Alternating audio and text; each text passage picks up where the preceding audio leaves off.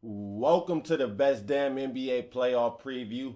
The title is self-explanatory. This podcast is being recorded on a Sunday, April 19th, following opening day of the playoffs, in which 4 games was played. It was a great day of basketball. Wizards and Raptors first game went to overtime. Wizards pulled out, almost coughed up a 15-point fourth-quarter lead, but they prevailed in overtime. Toronto only scored 2 points.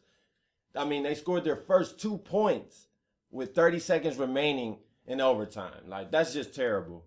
And then the Pelicans and Warriors, that was probably the best game to watch, most entertaining. The Warriors came out firing from all cylinders. They were up 18 at the half, 25 after 3 quarters, and somehow Anthony Davis and them fought back, made a game of it. Davis had 20 of his 35 in the fourth quarter. Big time performance. Steph Curry had an MVP-like performance, 34 points on 13 to 25 shooting.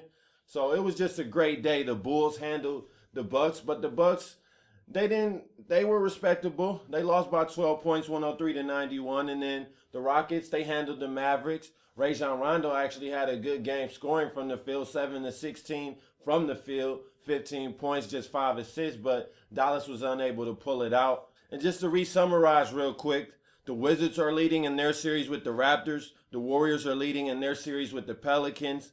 Bulls are leading over the Bucks. Rockets are leading over the Mavericks, and they're all 1-0.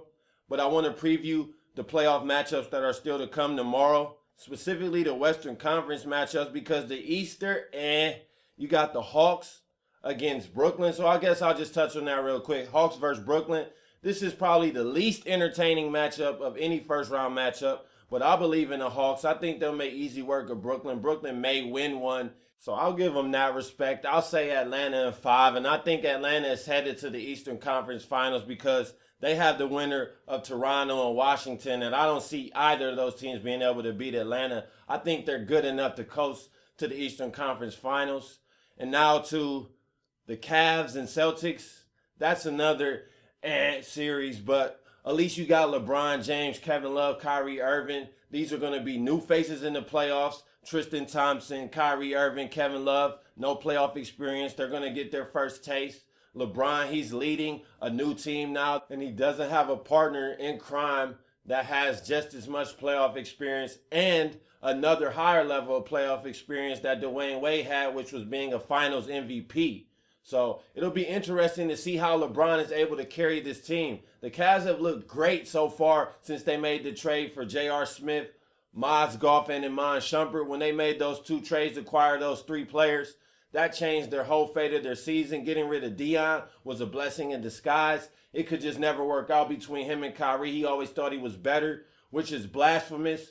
Just laugh at Dion Waiters 1 second. He thought he was better than Kyrie Irving, the only player to score more than 55 twice this season. He thought he was better than him. But anyways, this Cavs team has not really faced adversity with this new core, though. So it'll be interesting to see how that goes. They will not find that out in the Celtics series. I think that will be a quick one.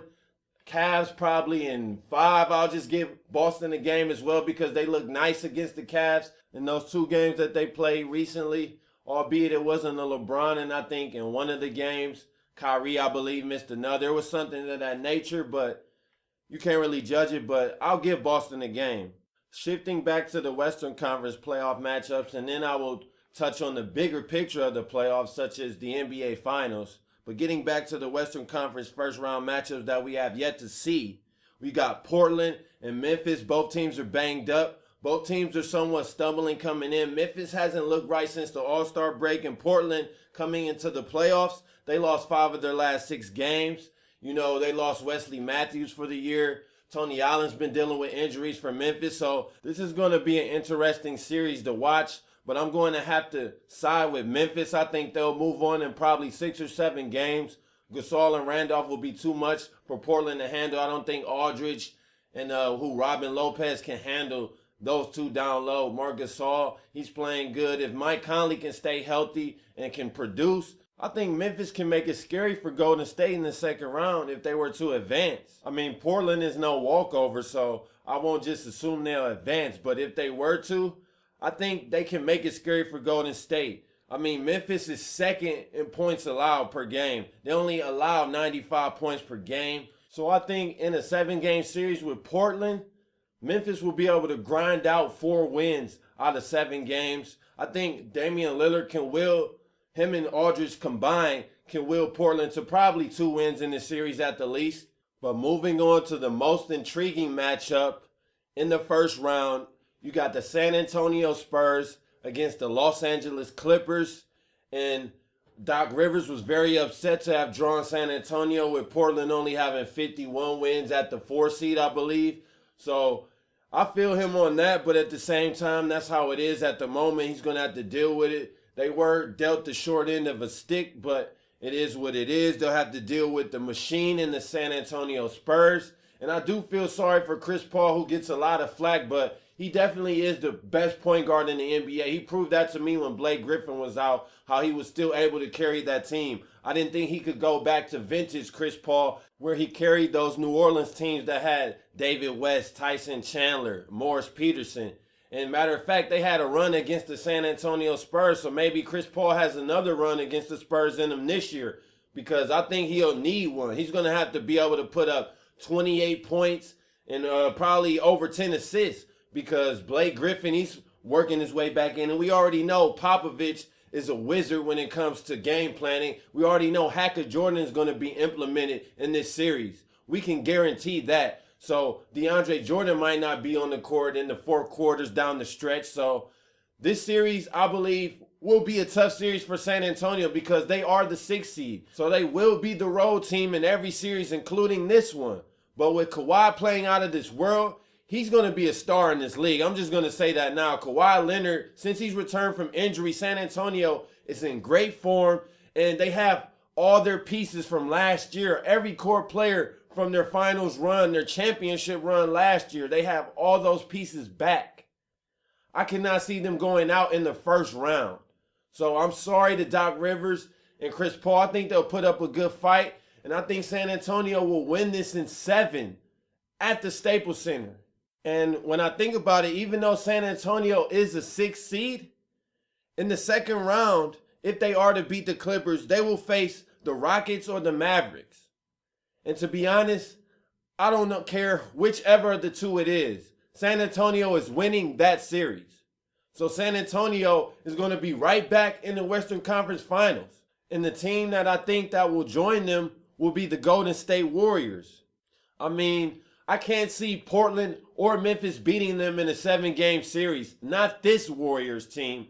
Memphis is a good defensive team, but Golden State, they're ranked number 1 in defensive efficiency in the whole league. That's what people fail to realize about this team. As good as they are offensively, they are just as good defensively. And what's funny is they were actually ranked 2nd in offensive efficiency. So they were actually better at defense than they were at offense. So what do you know? The facade of Golden State is just a jump shooting offensive team is broken when you look at the advanced stats. This team is on a historic run this season. When you look at their advanced statistics, such as point differential, it's up there with the greatest of all time, top 5 ever. Up there with the Jordan 72-win Bulls. And when I look at San Antonio, who I also think will be in the Western Conference Finals, history is against this San Antonio team. The odds are against this San Antonio team. Let's not forget their core players are all over 30 outside of Kawhi Leonard. Tim Duncan is 38, Manu is 37, and Parker is 32. This, if they are to make the finals, this will be their 3rd straight finals appearance, which they have never done. And not to mention, they have never won back-to-back championships. And also, if they were to go on to win the championship, they would have to do so as a 6th seed. And there's only been one ever 6th seed to do so, which was the Houston Rockets. At their advanced age, to go on the road in every series and to win it all, or to even make the finals, is a tough feat to ask of them. Golden State, I think, is their kryptonite. They are younger, they're an efficient offense, and they're great defensively as well.